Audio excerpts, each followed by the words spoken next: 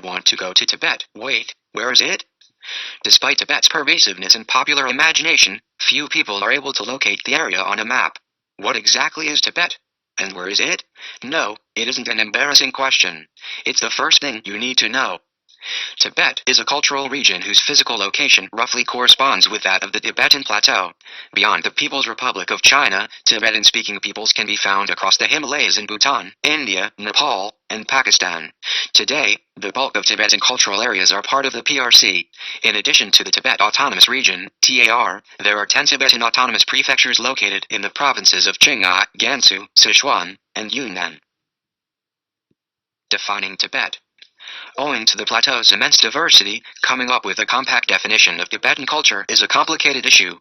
The Tibetan Plateau is home to countless ethnic groups, more than 100 languages, and more than 220 Tibetan dialects.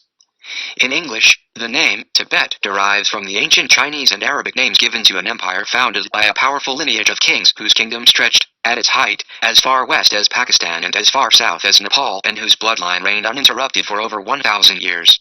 Many of our present-day understandings and images of Tibet date back to Tibet's imperial period, a time when the Tibetan Empire, 70th century AD, was, in fact, not the isolated kingdom of our imagination, but a dynamic, cultural melting pot. The seeds of language, writing, and religion planted during this time have continued to blossom for centuries, producing a people connected through, above all else, a unique Buddhist culture. Emerging from humble origins as local tribe leaders in Lhasa's Yarlung Valley, the Tibetan kings gradually came to conquer and control much of the geographic feature we know today as the Tibetan Plateau, the largest and highest geographical feature on the planet. In the process, they traded in skills, conquered and absorbed surrounding cultures, and adopted cultural knowledge from other powerful empires.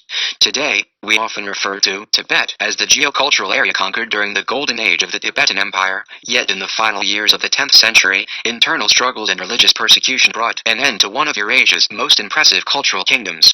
In the years that followed, Buddhism experienced a massive revival, becoming the defining and distinguishing characteristic of Tibetan culture. Thanks a lot for watching this video. Our contact details: email info@adventuresintibet.com, sales@adventuresintibet.com. Visit our official website, www.adventuresintibet.com. Welcome to Tibet.